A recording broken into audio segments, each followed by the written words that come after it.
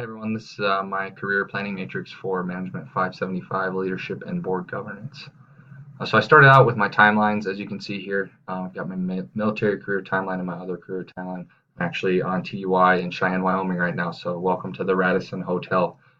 So military career, I've kind of got general dates on there. I talked about in my intro video that I want to be a pilot since I was a little kid. So got those dates of things that led up to me now being a pilot in the Air Force. And then after that, I don't really have a lot of control of where I'm going in the military. So I just kind of have general promotion dates up to the 12-year mark where my first time that I have the opportunity to get out is. It's actually March 19th of 2025. If I decide to stay in from there, I've got general promotion dates to Major, Lieutenant Colonel, and if I do stay in, I would like to be a squadron commander is my end all goal for that. So from my punch date, if you go to the other career timeline, I've got family's big for me. So I've got 2006 when I met my wife in high school, married her after I graduated the Air Force Academy, and then you can kind of see there's the mission trip I'll talk about as we get a little further in here. But 2025 is that transition to civilian life. Um, so my goal is I want to start a brewery. From my intro video. 2026, I plan on taking a year basically to set myself up, get everything ready to go after I leave the military. Hopefully, I can do it somewhat before that, but I plan on up to a year getting everything ready. I hope to leverage my MBA that I have as well as 12 years of military leadership experience to secure a mid to upper level management job at a microbrewery in Chicago. Looking currently at Revolution. There's other bigger ones there like Goose Island and a couple ones as well.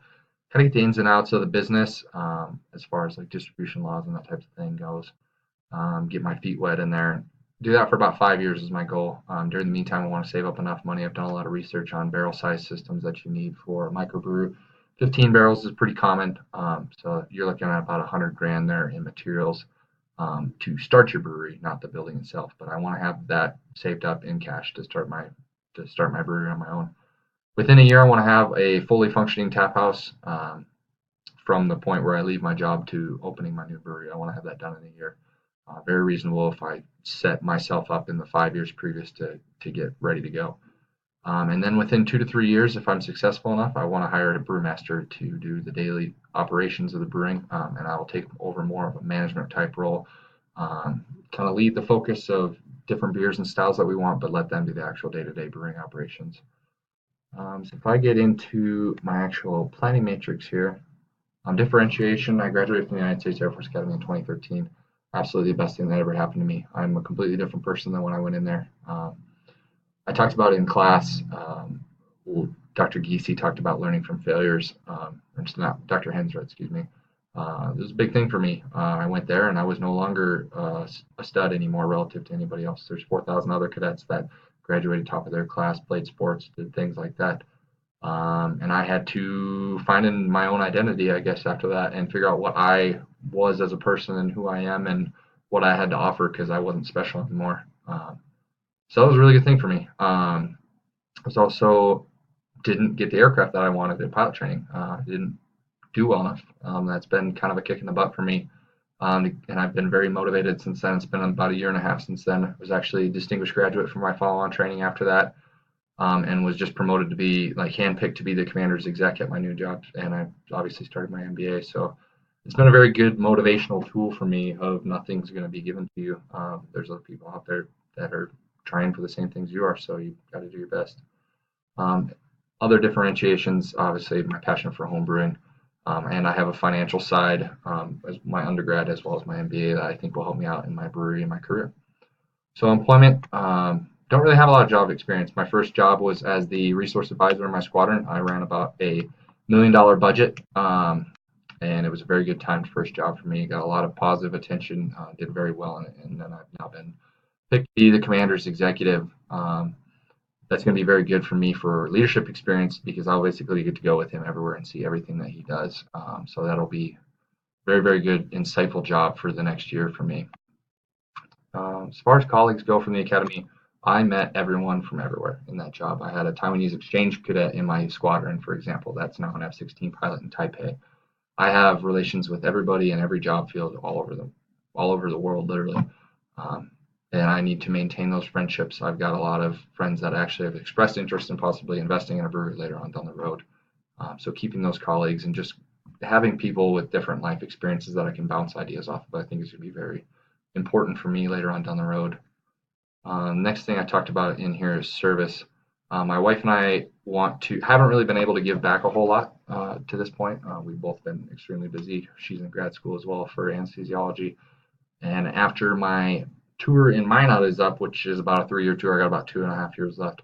We want to apply for the Career and Mission Program, which would release me from the Air Force for 1 to 2 years, basically. One up to 3, but we want to do a 1 to 2 year mission. She's found a couple of different organizations similar to Doctors Without Borders or the Peace Corps, where she can work as an anesthetist and donate her time. And there's actually a couple of them that have logistical supply chain jobs, basically where they need pilots. So I could volunteer for that and commit my time and effort into that while she's doing the anesthesia side of things.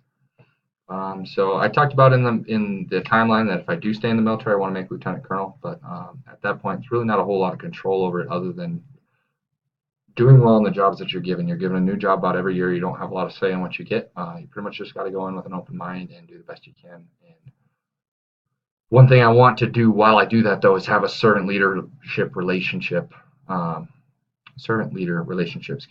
the people that I command throughout my career. My commander right now is very, very good about putting his people first, and I think that's very, very effective, and people are always going to help you out if you're helping them out, and you're going to feel a positive reward from that, knowing that you've helped this person achieve their own personal goals and their own career advancement, I guess. The last thing big for me is career life balance, absolutely huge for me. Mr. Giese stated that his number one goal was to stay married. It's mine as well. I've been with my wife now.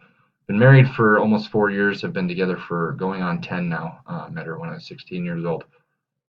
And she's awesome. She's loved my life. Absolutely the best thing that's ever happened to me. And I don't want anything to happen to that.